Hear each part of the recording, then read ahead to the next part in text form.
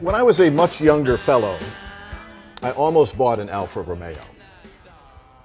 Really? Yes, yes. I was looking very seriously at it. I'm glad I didn't, kind of, because back then they didn't have like enormous quality issues. But, okay. Yeah, they did have enormous quality issues. Were they as pretty? I mean, this is a good-looking car. Yeah, no, they're great-looking cars. Now I wouldn't even think about it because I couldn't fit into it. It's pretty tiny, Ed Wallace, isn't it?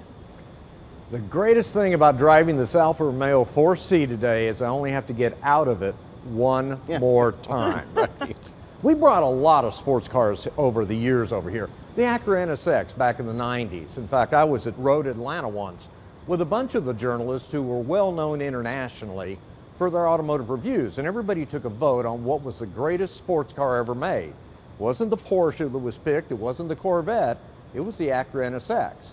I actually went looking for reviews on this car this week because, frankly, this car beat me to death. Now, here's the setup. A couple months ago, I see the very first one in Texas. It's down at Victory. A gentleman that works down there managed to get one. He told me he liked it better than his Ferrari. After driving this week, I'm thinking, what is the matter with your Ferrari? Now, it's only got a 4-cylinder engine, and it has a performance muffler on this one, which means it sounds like it has no muffler. The noise level is almost deafening driving it. And it's about 79 dBs. I tested it coming in this morning. 237 horsepower, but here's where it gets fun. You sit so low to the ground, I have been in golf carts where you actually sit up higher. In fact, notice the seat is actually below the door jamb. Now, I'm 5'9". When I got ready to get out of this car, you have to put the seat back all the way, swing around, your legs go over the door jamb, and my feet don't touch the ground.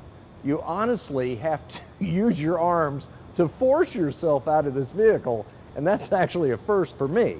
Now, in addition to the noise level, there's no park on this car. When you're done driving it, you put it in neutral and you actually pull the handbrake on it. That's not such a big deal. And then the dash work. That's some of the cheapest automotive plastic I've ever seen. Now, after I'm done complaining about all these things, let me tell you what this car is probably great for. If you go out to these tracks on the weekend where amateurs can race their own cars, this one would be magnificent. Let me give you the second thing. This one with everything on it, $69,000. Buy it, don't drive it much.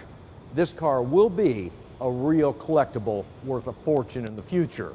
Driving it day to day, I'll pass. With that, have a nice weekend. I got $70,000 to stick something in the garage. Thanks, Ed. It is pretty, though. You can listen to Ed on 570 KLIF tomorrow. His car column, as always, and Saturdays for Star Telegram.